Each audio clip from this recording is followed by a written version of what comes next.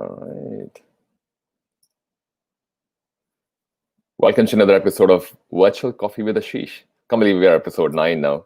And I've had amazing guests so far, and I'm really thankful for all the support that people have been showing me.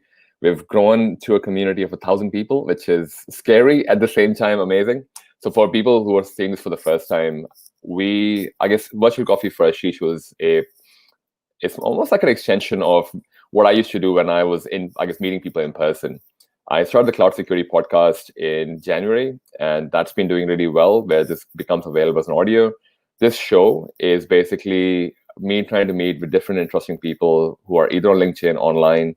Thanks to COVID, I haven't been able to meet people in person, but because of COVID, I've been able to go virtual, and I've been able to go talk to different people about what they do for security, especially cloud security. And another important topic in the cloud security sphere, where I get a lot of you talking about, is what is cloud security engineer and how do I become one? What certification do I get to become one? So today's guest is hopefully unraveling this for me, and I've been trying to get him for a long time. So I'm glad I got him finally to get a time with me.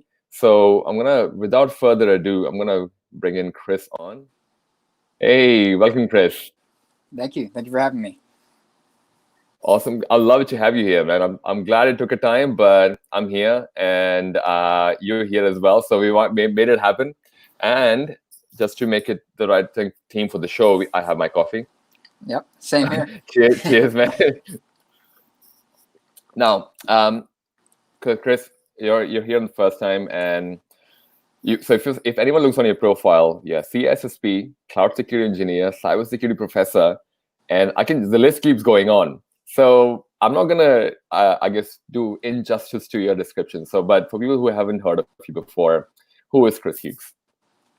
Yeah, I'd say professionally, I've been in the IT/cybersecurity career field for well over 12 years. I'd say closer to 14 years at this point. Both with the military and the private sector and public sector and federal government in the United States. So a little bit of everything in that regard, in a lot of different roles, around system administration, cybersecurity, cloud security, project management. And as you mentioned, in addition to working full-time roles, I also teach as an adjunct at a couple different universities as well. Wow, man. Oh, thank you for your service, by the way. I know that you were military as well. The obvious question then, how did you get into cybersecurity? Was it through the military, or what got you into cybersecurity? Yeah, it was actually the military. I joined in 2008 and got put into an IT system administration role, and from there it got more focused on cybersecurity. And ever since then, I've just stuck with it, and seeing that it's something I was interested in, something I was passionate about, and seeing that it's a career field that has, as you hear constantly, ample opportunities. So it's just something I've stuck with for a lot of reasons. Oh, right. And you currently work as a cloud security engineer, is that right? That's correct, yep. So please demystify this for us. What is a cloud security engineer? So, I know it can be a convoluted term and can be confusing, but honestly, it's very similar to, traditional cybersecurity engineering in terms of identifying threats and vulnerabilities with systems and software. But in the context of on a cloud platform, whether it's infrastructure as a service, platform as a service, or software as a service, and being familiar with those cloud platforms and different software as a services that are being consumed, and just kind of applying those traditional concepts of confidentiality, integrity, availability, but in the cloud context. Right. Okay. And so does it change? Because you mentioned infrastructure as code as well as PaaS as well. So is it different? Is a cloud security engineer focused on a particular kind of, cloud service, whether it's a SaaS or a PaaS or AWS versus Azure, or? Honestly, it depends on the organization or organizations you're working for. Say you're working for a traditional corporation or organization, you might be working with one cloud provider, or multiple cloud providers if they have a multi-cloud environment, or hybrid cloud where you have an on-premise footprint, and then you also have a cloud footprint as well. And then honestly, many organizations are consuming several software as a services at this point.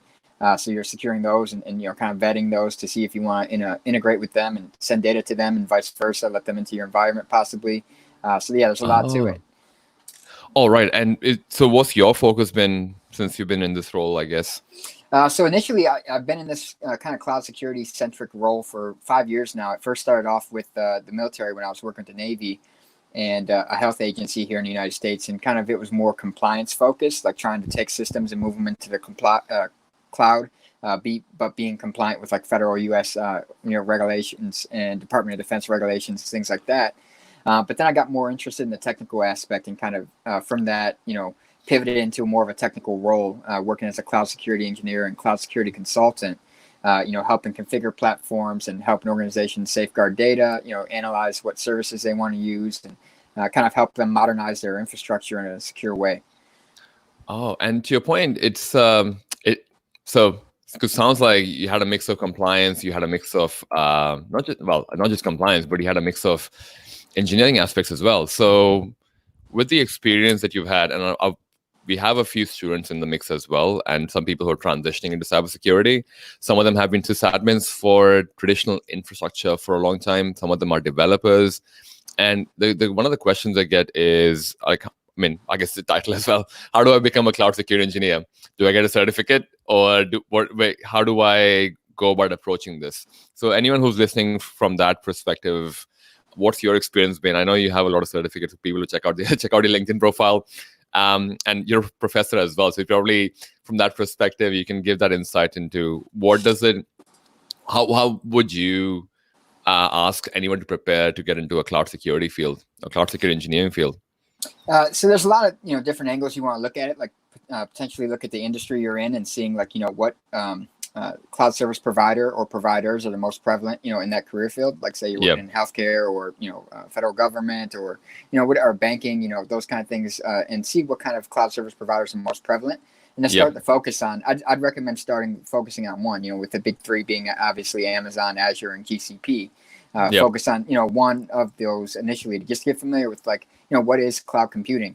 How does infrastructure as a service work? What are the cloud services that those cloud service providers provide? And then kind of take that angle and see, how does it fit into what you're doing currently, and how are organizations using those platforms to do things differently? Like say I'm a developer, I might start looking at some of the developer tools that AWS offers and see like, how are those being leveraged? How can I leverage those to do, development in the cloud environment versus the on-premise environment, if that makes sense. Sure. And to your point, development, is that more coding or is that more infrastructure as code, or like, so, you talk about coding. What does that coding mean in a cloud security engineer life, I guess? Yeah, it's an interesting question, because you're starting to see, with efforts such as like DevSecOps and DevOps and things like that, you're starting to see kind of an integration of those roles, and they're starting to mix and kind of be very fuzzy in a sense. When it comes to cloud security, even you can have like compliance as code or policy as code, you'll hear it called, where you can start to work within those cloud environments and using things like CloudFormation and other things to kind of enforce security requirements in the environment, but they're in a code format, more so than traditional formatting and kind of approaches that you're used to on premise. Oh, right. And so, okay, so you can basically make it what you want it to be. So to your point, if I'm a student, or if I'm already working in an organization and I see there are these security products, or not security products, but security things being done in a manual fashion, automating that could also be considered a cloud security engineer pass. Would that be a high level generalization of it? No, I mean, that's definitely accurate. Like I've seen many use cases in the cloud environment, in my opinion, where cloud really provides some value around security is, we hear often around there's a shortage of cybersecurity talent. Organizations are struggling to find cybersecurity experts.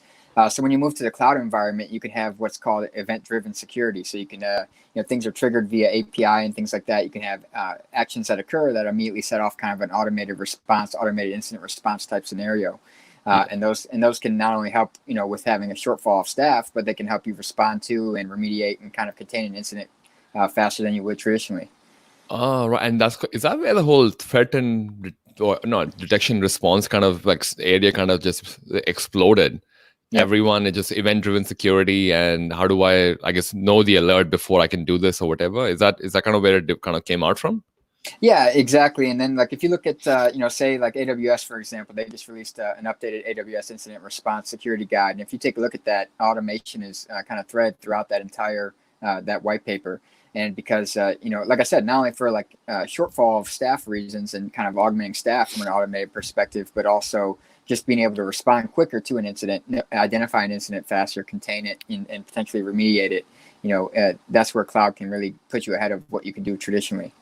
Oh, and I definitely want to get into a bit more about the maturity of cloud that you've seen. And but before we get into that, is there a certification that I should be looking at if I'm trying to get into the cloud security field? And the question, imagine me being a cybersecurity student or a developer. To your point about AWS is a great example. They have a special security specialty exam as well, which I didn't realize there was like a jump as well. You can't just go straight off for security specialty exam. You kind of have to give something in between, from what I understand. Actually, I think they may have waived it. At one point, you had to get the associate level certifications, like solution architect or something first. But I think they waived that requirement. Now you can jump right to security. But I don't ever really tend to recommend that to folks, just because you're going to be jumping into it without having like the baseline foundation of what AWS is, what are the services. So you kind of want to build up to that. Also, so what would you like? So if for students who have not done any work in cloud, how do you kind of reckon, like, what should they be moving forward as? Like, what's that stepping stone for them as before they get into that thing? So I'll lay out the kind of the approach I took, and not necessarily saying it's the best approach, but I think it was a good way to approach it. Is like, rather than jumping right to a specific vendor like AWS, GCP or Azure, what I did was I took the CCSP, which is Cloud Certified Security Professional from ISC Square. That's the same organization that your CISSP comes out of. It's just a cloud-centric version of that. So like that lets you take kind of a vendor agnostic approach. Instead of like one specific cloud platform, you learn the fundamentals. Like, what is cloud computing? What are the 5 tenets that make up cloud computing? What are some of the key security considerations that you want to look at when you're trying to secure a cloud environment or help an organization migrate to the cloud? And then there's also another very popular one. Is called CCSK. And that's from Cloud Security Alliance, which I think you're familiar with Cloud Security Alliance. That's their kind of vendor agnostic approach to cloud security too. So those are 2 good starting points just to get familiar with what is cloud, what are big things within cloud that you should be looking at from a security perspective. And does it cover overall security as an incident response, then detection? If I recall, I don't have the exam outline in front of me, but it's broken down by domain. It'll focus on like data security, a lot of different domains basically, and then it kind of gives you a cumulative view of cloud computing and cloud security and the key considerations to be cognizant of. All right, so it will help you basically kind of because I feel like the thinking of security is slightly different in cloud, where if you're trying to focus just on applications, then you can find out, okay, for an application, if it's a web app, that I need to do X, Y, and Z. But when you put that in a cloud context and you have these concept of IAM user, STS credentials, and there's so many layers just to identity. To your point, you're kind of like, oh, actually, I need to think about this a bit differently. So do you reckon it's good for those foundational things where may not be specific to AWS or Azure, but it gives you that thinking mindset that in a cloud environment, this is how you should be thinking about security? Is that a fair explanation? No, it is. And I actually just pulled it up. So like, just to give a rundown, like, it kind of focuses on 6 domains. So in this context, it's going to be like cloud architecture and design, cloud data security, cloud platform and infrastructure security, cloud application security, cloud security operations, and then of course, legal risk and compliance. So it gives you that kind of holistic view of operations in a cloud environment. And like you said, identity being definitely one of the big ones to consider, but you have the infrastructure, the data, you have your operations, and then you have the compliance aspect as well. Sure. And I think now we've kind of covered stuff for people who are trying to become a cloud security engineer. And I do want to take it up a notch as well, because I know this is just fairly basic questions for you. I do want to take it up a notch as well. But before I jumped into that, I wanted to ask you, because you've given the security specialty exam, for people who may have worked in the AWS space for some time, is there a recommendation on how can they prepare for? What was your approach to preparing for the AWS Security Specialty exam? So in that case, there's actually an individual called Zil Vora, so Zealvora. Okay. He has a massive presence on Udemy. If you're familiar with Udemy, the website. Yep. Yes, right. He covers every technology and cloud provider, everything you could think of. But anyways, he has a great course on there, and he also has a book for the exam specialty. Let me see if I can grab it. It's actually right here. For those there you go. Yeah. Oh, So I know the guy. Yes. yeah. So he's really great. He breaks down topics really well. And then there's also, various websites like linuxacademy.com, of course, and A Cloud Guru are the two big Yeah. ones. And I use both of those in that case. Um, I use both of those training platforms in my case to kind of run through the content, and then also, spin up virtualized lab environments and kind of run through some of the key services and key things you need to be familiar with. And then also, with AWS exams, and I'm sure it's probably the same from Azure from what I've seen, and Google as well, is jump on YouTube and, start listening to some of their conference videos, like where they go through deep dives on certain services, certain use cases, things like that. Oh, right. Okay. And so did you say that because someone's asking in the comments, Ashish, oh, actually, it's Karthik. I'm like, who is this guy? So Karthik's asking in the comments, you should be able to see it or you may not see it, but I'll just post the link in the show notes later on for Karthik, just letting you know, just because he's asking for a link to the course. So we would find that link and share that in the show notes. So it was Zeal. Did you say, what was the last name again? Vora. So VORA. Yep. Sweet. All right. We'll definitely get to that as well. And I'll add that in the show notes and the comment when we get to it. The next obvious question. So I've done all these great things. I've done all the certifications. I've been working in AWS, but there might be a mix of people who are in AWS and maybe doing some kind of security already. And we spoke about automation.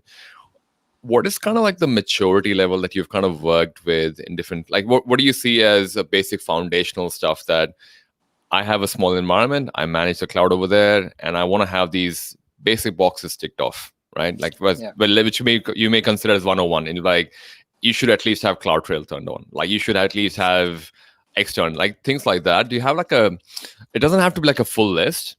Like, what's the 2-3 things that you think from the top of your head that people should have as a basic to start off?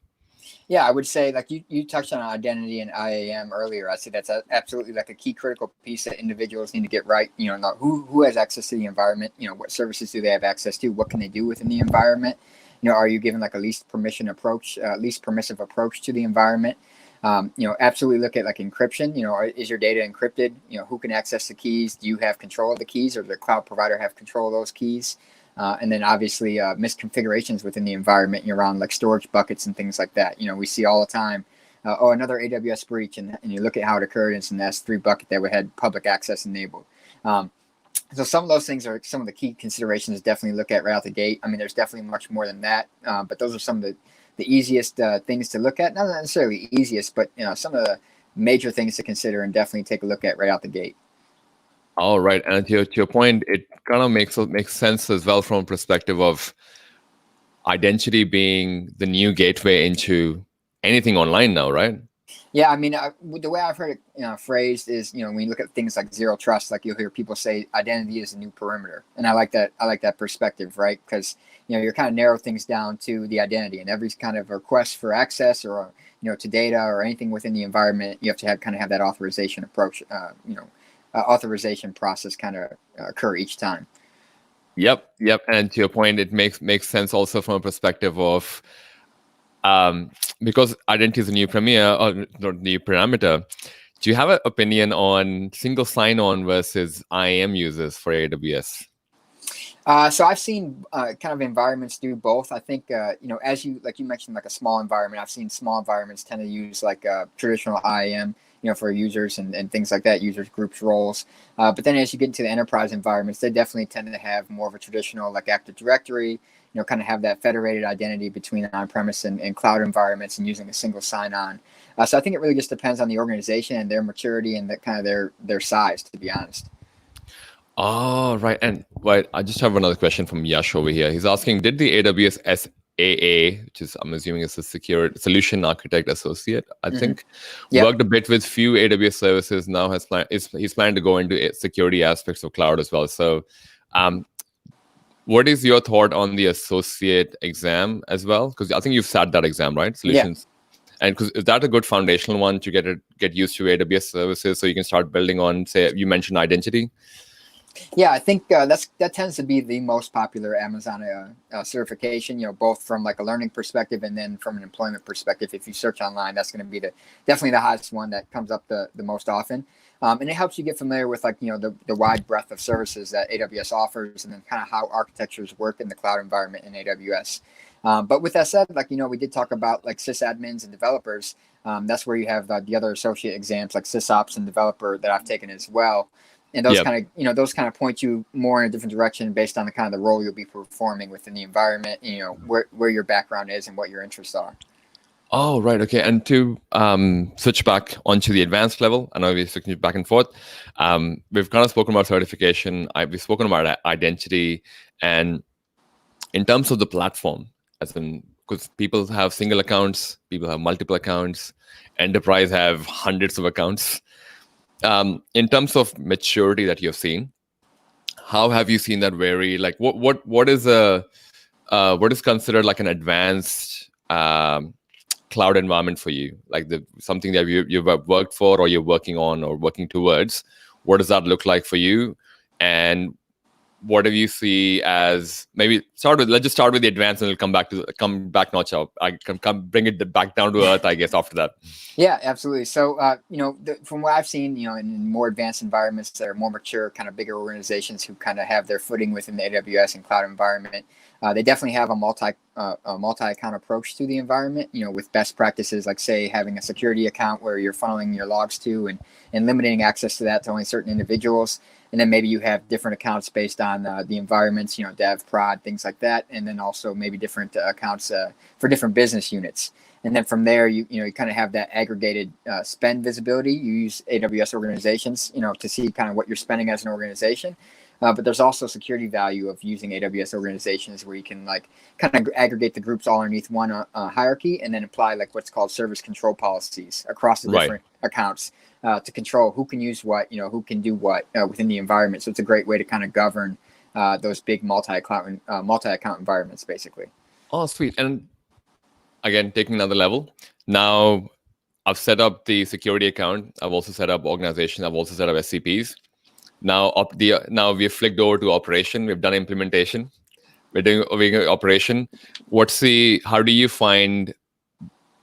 best approach for managing security across multi-account landscape, in your opinion?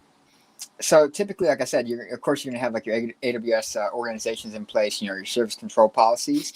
And then you're going to have your, grant your security folks, access to the environment as appropriate to have the visibility that they need, and then have the logging and telemetry, kind of coming in from multiple accounts to give them that visibility. And that's kind of a AWS centric way to approach it.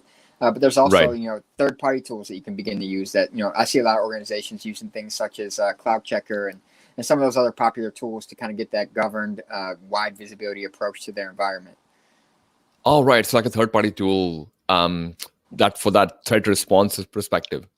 Not necessarily only threat response, but also for just visibility purposes, especially if you look at like, you talked about a more mature organization, say they have not just only AWS, but say they're using Azure and GCP or, whatever, or multiple software as a service, whatever the case is. Using those third-party tools is going to let you get that widespread visibility across like your entire cloud ecosystem rather than just within one cloud provider. Oh, and wait, that's an interesting one, because I've asked that in the past as well. Do you see multi-cloud as a thing? As in, is it happening around you as well? So I'll say from the organizations I've worked with, they tend to kind of have a big footprint in one more so than in many at once. They have, goals and aspirations of getting to that level of, consuming, multiple cloud service providers. And some of them definitely have workloads in several places. But they tend to just try to get their footing in one place before they branch out from there. And I think that's honestly a smart way to approach it. We look at, things like his SANS cloud security study that comes out, and some of the leading causes are always misconfigurations. So like as you increase that footprint across multiple cloud providers, you also increase that complexity in those things that you need to try to keep an eye on in multiple places at a time and keep everything configured correctly. And it kind of leads to the complexity issue that, I think leads to a lot of security incidents, basically.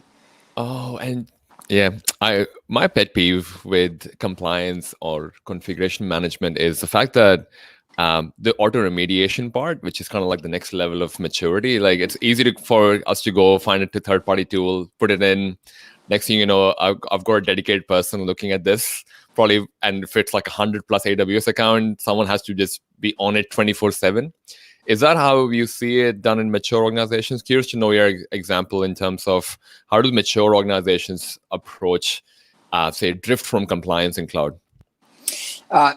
So honestly, I think that's where you start to get in things like infrastructure as code, and you want to kind of have that code source control configuration management approach like that. Like look at, for example, I've been diving in a bit on Terraform, for example, but you can also use the cloud vendor offerings like Azure ARM templates or AWS CloudFormation. Yeah. And as you start to kind of govern your environment in that cloud perspective, it's a lot easier to kind of manage the configuration drift versus trying to do everything manually through the console, for example. You can kind of manage it as code, and it's a lot easier to control the configuration and keep things from drifting. And it's interesting you mentioned about Terraform and CloudFormation and that you're actually working towards it, because a lot of the questions, and I've tried having this conversation with a lot of people where I've been trying to ask security folks to go, people like us have to start coding. There is like, it doesn't have to be like, I don't have to develop an app, but I need to be able to go, how do I automate this enough that I don't have to do this again manually or maintain a spreadsheet for it or whatever it may be? Do you see that as getting important? And is that why you moved down the Terraform path? Yeah, no, absolutely. Not just, from the infrastructure perspective, like with Terraform, for example, or CloudFormation, but, using CloudFormation as an example, like when I got into this space, I started to see some of the automation opportunities that are there. Like say you have a Lambda function, you have something in your environment that gets triggered from a CloudWatch event that's anomalous or, breaks your security policy or something like that.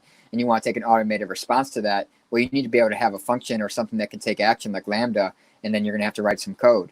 And I'll be honest, I didn't come from a development background, so I'm not an application developer. So, that was a pain point for me, is seeing like, okay, well, I need to learn maybe a little bit of Python. I need to learn, like, I understand architecturally how it works, but I need to actually be able to create something that can take action in that environment. And that's where, like I mentioned earlier, you're seeing kind of that congruence between a lot of different roles in development and security and system administration, operations, things like that. It's kind of all coming together. And I think that, security professionals are definitely going to have to start learning to code if they don't already know how to do so, to maximize their capabilities in the cloud. Yeah, and I think a lot of people get confused in the sense that, I'm not a developer. And to your point, I'm not a developer either. The last time I did Java was when I was in university or in college, and was doing my bachelor's. That was a while ago. Could have grown a beard by now as well.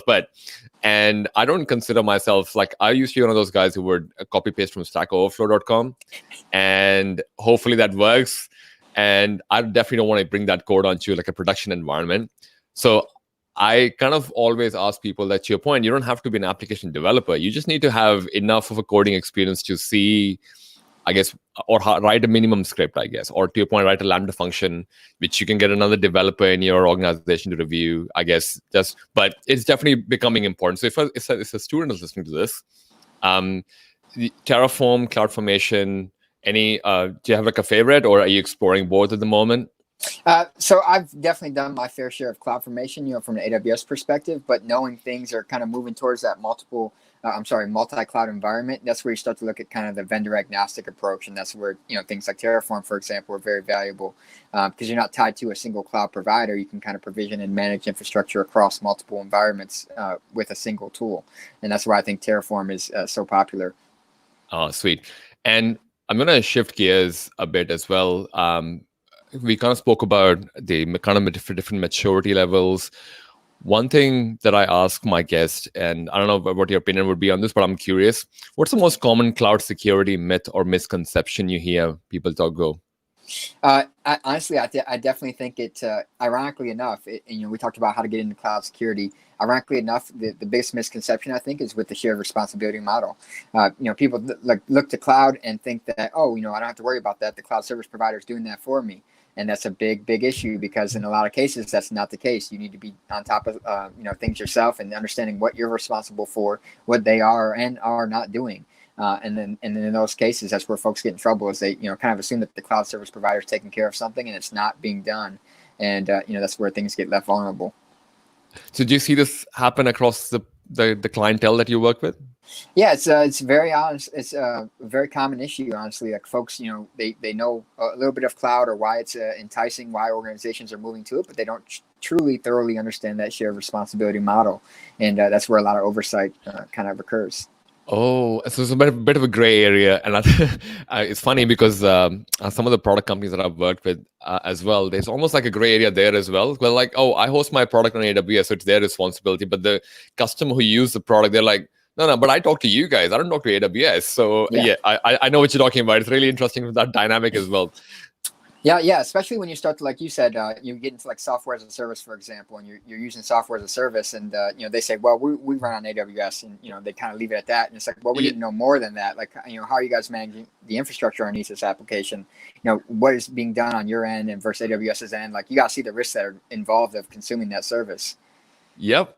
And is there something that people are not talking enough about in cloud security, according to you? Honestly, and this is just me, maybe from the educational perspective, but I see a lot of organizations come up with these big, cloud migration plans and maybe even a cloud center of excellence or something like that. That's a best practice, but they're looking for the latest tool, the latest software as a service they can use, the latest third-party tool they can use to help manage their environment, but they're not investing enough in their people. They're not, so you look at the leading causes of breaches and misconfigurations right there at the top. You need to invest in your people. If you're going to move to the cloud, your team, your folks need to understand how cloud operates. How can I govern this environment? How do I configure this environment? You have to invest in your folks. And honestly, what happens is, like, either you fail to do so and something occurs, or you fail to do so and you lose the folks that you could have kept that were valuable because you didn't invest in them. And so that's a big oversight, in my opinion, that a lot of organizations fail to do. So training in general, training in cloud. Yeah, absolutely. Like I said, they're looking for the latest tool or, third-party integration that can do things for them. And those are valuable. But, at the end of the day, you have to have a team that's competent, and run things internally for you as well. Do you feel like there's a gatekeeper approach to the whole knowledge of cloud security?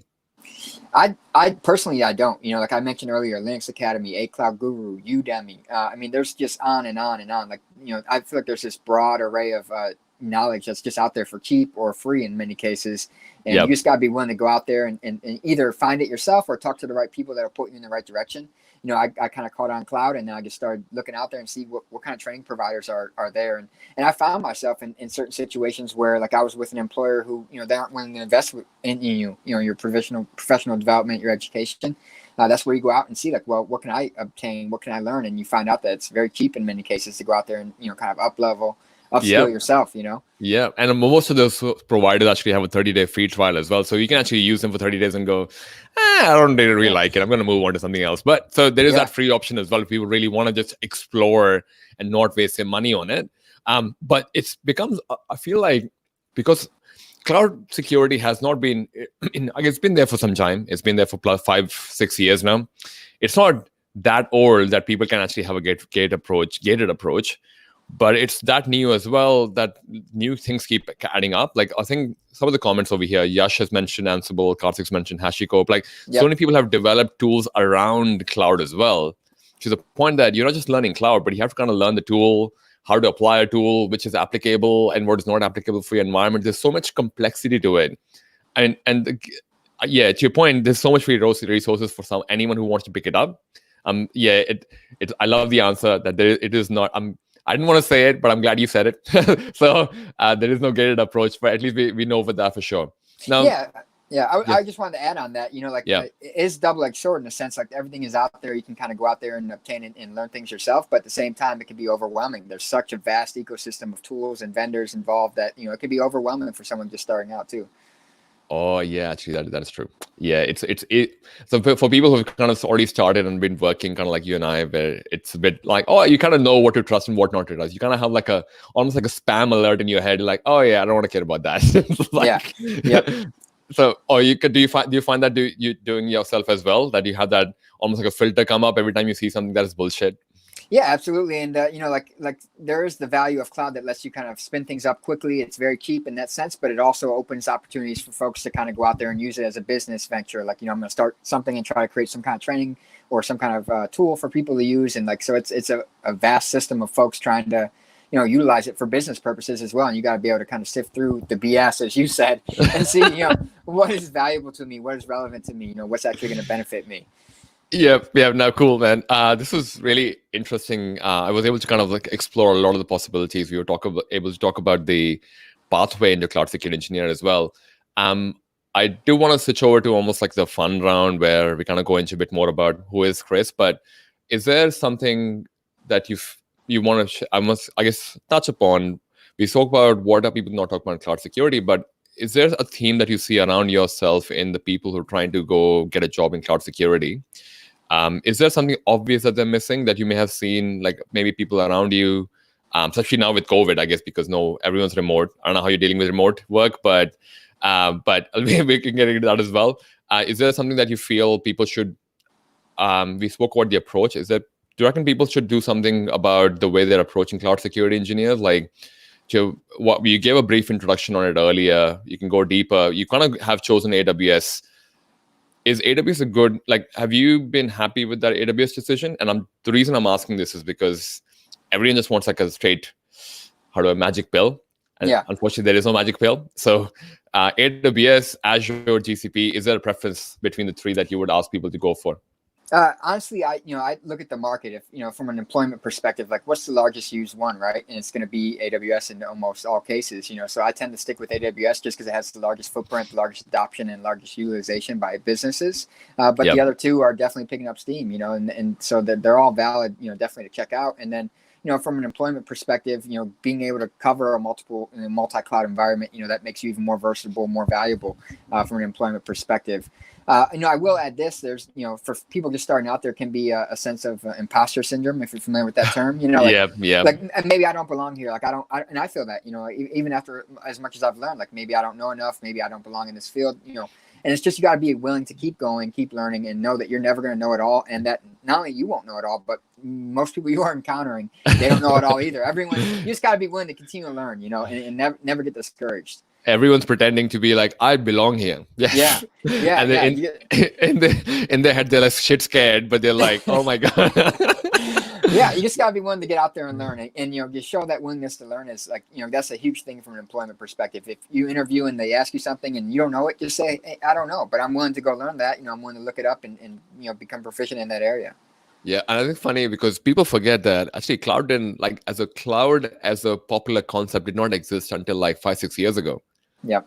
Like Docker container didn't exist. I mean, I guess there were versions of containers, but no one was like, I want to do everything Kubernetes. I want everything on containers and ECS and all that. But now people are just assuming that they need to know all this. We're like, well, I'm pretty sure a lot of people don't know still. They're all learning. Yeah. Some of them just learning on the job. That's the only difference.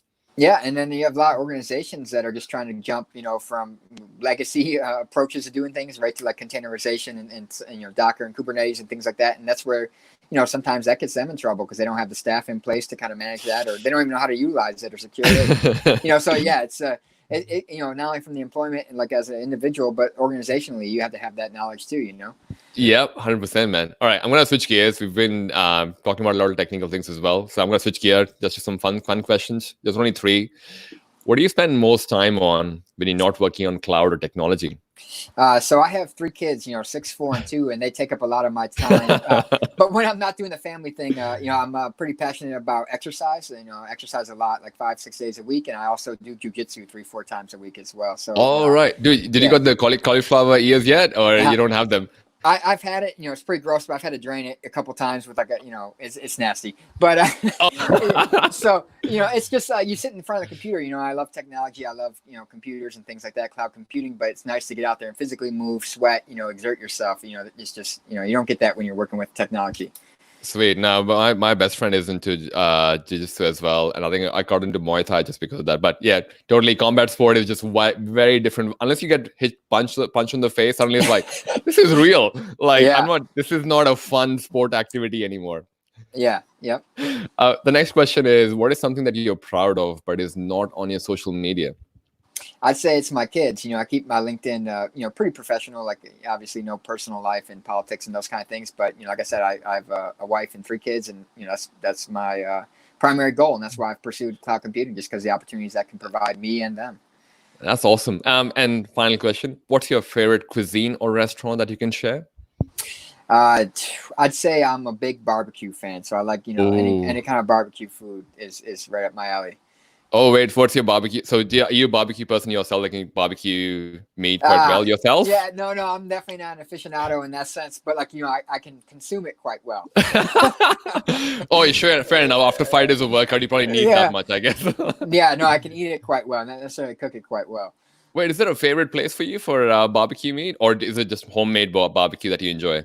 I like, honestly, I like, not trying the big chains, but sticking with like local places, like, places that maybe have been in the family business for generations, those kind of things, like little spots you may not hear about, but could be really great when you try them. Oh, right. Okay. Now, I mean, I don't know if you have any recommendation for anyone who's visiting Virginia, but if you have a recommendation, feel free to throw that in as well. But if you don't have one, that's completely fine. But so ask people to find out local family barbecue places, right? Yep, that's the key right there. Is try something that not necessarily a chain restaurant. Cool. All right. Now, thank you, dude. This was amazing. And I really appreciate you took out the time and demystified how to become a cloud security engineer. I loved how you did demystify the certification conversation as well. We didn't get to, and before I kind of end this, I want to touch upon that cloud security professor work that you do as well. What subject do you teach? And because I'm curious.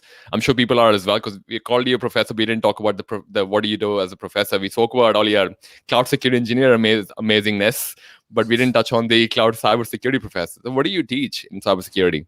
So I'm at actually two different universities in the United States here. One of them I focus more so on traditional cybersecurity, like digital forensics, incident response, and those kind of things, both defensive and offensive type cybersecurity focuses. But another university I teach at, I just started about a year ago, and that's specifically teaching cloud security and networking. So that's taking folks who have no cloud security or cloud computing background in many cases, and exposing them to, ironically enough, AWS is the cloud service provider that we tend to choose, just because, like I said, it has the biggest footprint. Most organizations, if they're using cloud, tend to be using AWS. So we expose the students to AWS, some of the services, show them how to go in there and start, creating a VPC, subnets, how to quickly use like Elastic Beanstalk to get like a web app out there pretty quickly, and just show them, like how easy it is to use cloud, and then also, the kind of double-edged sword, like how easy it is to misuse it and misconfigure it too. So, just exposing them to the environment. Yeah. Oh, that is awesome, and I'm glad you're doing this, because I don't think that many universities realize how important cloud is becoming as a course. And I mean, I haven't gone through all the universities myself in terms of what they're teaching, but it's pretty good to know that it's not just encryption and cryptography anymore. It's a bit more than that. No, exactly. And that's something I like about the cybersecurity career field in general, is like, you may not have an aptitude for math, for example, but it's such a vast, like there's so many different roles, you can play within cybersecurity, offensively, defensively, compliance, risk management. There's just so many things that you can kind of specialize in, that, you can come from any kind of background and you can be effective in this career field. Oh, that is awesome. If anyone has any further questions about certification or AWS security or any of this, where can they reach you? What your social? I definitely say LinkedIn. I haven't ventured into Twitter or anything like that too much, but I'm pretty active on LinkedIn. I post quite a bit, and I like to share things that are interesting to me that I think folks will find interesting or valuable as well. So yeah, hit me up on LinkedIn anytime. Sweet. Awesome. Chris, thanks so much for your time, man. Really appreciate it. Thank you for this demystifying cloud security engineer for us. Yeah, absolutely. Thank you for having me.